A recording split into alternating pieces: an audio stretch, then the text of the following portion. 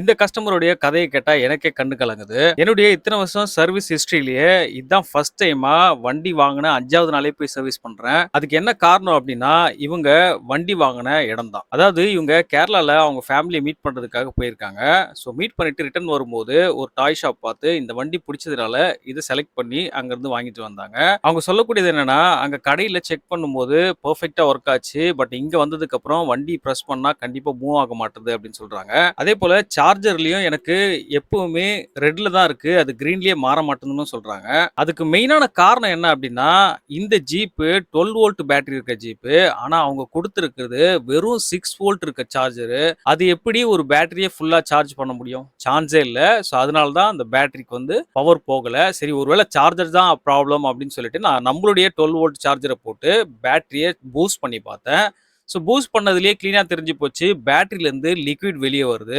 So பேட்டரியோட manufacturing date கண்டிப்பா 2 இயர்ஸ்க்கு முன்னாடி இருந்திருக்கு அப்படின்றத சொல்ல முடியும். அதனால தான் இவங்க ரன் பண்ணாலும் வண்டி வந்து மூவ் ஆக மாட்டேன்து. அதுக்கப்புறம் நான் கஸ்டமர் கிட்ட சொன்னேன். இத பத்திலாம் எக்ஸ்பிளைன் பண்ணேன். எக்ஸ்பிளைன் பண்ணதுக்கு அப்புறம் தான் அவங்க புரிஞ்சுக்கிட்டாங்க. ஏன்னா அவங்கள பொறுத்தவரைக்கும் புது வண்டியில எப்படி பேட்டரி போகும்ன்றது தான் அவங்களோட கான்செப்ட்டா இருக்கும். அதேபோல சார்ஜர் கனெக்ட் பண்ணிட்டு கஸ்டமர் கிட்ட காமிச்சேன். அந்த மைனஸ் பின்ல இருந்து வாட்டர் வெளிய வரத காமிச்சேன். அதுக்கப்புறம் கஸ்டமர் கிளியரா அண்டர்ஸ்டாண்ட் பண்ணிட்டாங்க. சரி ஓகே. நம்ம வந்து அந்த இடத்துல ஏமாந்துட்டோம் அப்படின்றத புரிஞ்சுக்கிட்டாங்க. நான் அந்த ஷாப்போட நேம்லாம் மென்ஷன் பண்ண விரும்பல. பட் நமக்கு ஒரு அவேர்னஸ் இருக்கணும். நீங்க இந்த மாரி கார் ஏதாவது வாங்க போறீங்க அப்படின்னா, அந்த கடையில பேட்டரி எப்ப மாத்துனதுன்னு ஒரு இது கேட்டுக்கங்க.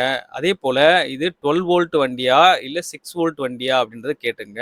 அதுக்கேத்த மாரி சார்ஜர் வாங்கி போட்டுருங்க. இன்கேஸ் நீங்க 12 வோல்ட் பேட்டரிக்கு 6 வோல்ட் சார்ஜர போட்டு ரொம்ப நேரம் நீங்க சார்ஜ் போட்டு விட்டீங்க அப்படின்னாலும், இந்த மாரி பேட்டரி ப்ராப்ளம் வரதுக்கான வாய்ப்புகள் நெறையவே இருக்கு. அதேபோல 6 வோல்ட் பேட்டரிக்கு 12 வோல்ட் சார்ஜர் போட்டு நீங்க போட்டீங்க அப்படின்னா, கண்டிப்பா பேட்டரி போயிடும். ஸோ இந்த மாரி டிஃபரன்ஸ் வந்து நம்ம எப்பவுமே பண்ணக்கூடாது. அது எப்படி அவ்வளோ பெரிய ஷாப்ல இந்த மாரி ஒரு அவேர்னஸே இல்லாம டிஃபரண்ட் டைப் ஆஃப் சார்ஜர குடுத்து அனுப்பிச்சாங்கன்னு எனக்கே ஆச்சரியமா இருக்கு. எனிவே நம்ம வந்த விஷயம் என்ன அப்படின்றத பார்த்தீங்க அப்படின்னா, பேட்டரி அவங்களுக்கு மாத்திட்டு, கஸ்டமருக்கு நம்மளுடைய சார்ஜர குடுத்துட்டு, வண்டிய ரிமோட்ல சிங்க் பண்ணி, கனெக்ட் பண்ணி ஓட்டிலாம் பார்த்தாச்சு. ஸோ பார்த்ததுல வண்டி பெர்ஃபெக்ட்டா ஓடுது. கஸ்டமரும் ரொம்ப ஹாப்பி ஆயிட்டாங்க. இந்த வீடியோல நான் இன்னொருத்தருக்கு தேங்க்ஸ் சொல்ல விரும்புறேன். அது யாருன்னு பார்த்தீங்கன்னா, மகேஷ் சார் அப்படின்னு சொல்லிட்டு. ஸோ அவரு தான் நம்மளுடைய Instagram பேஜ பார்த்துட்டு அவங்களுக்கு இந்த நம்பர ஷேர் பண்ணியிருக்காரு. Thank you sir. I hope இந்த வீடியோவும் உங்களுக்கு ரொம்ப யூஸ்ஃபுல்லா இருந்திருக்கும்னு நம்புறேன். இதே போல இன்னொரு வீடியோல சந்திக்கிறேன். உங்க எல்லார் கூடயும் பாய் பாய்.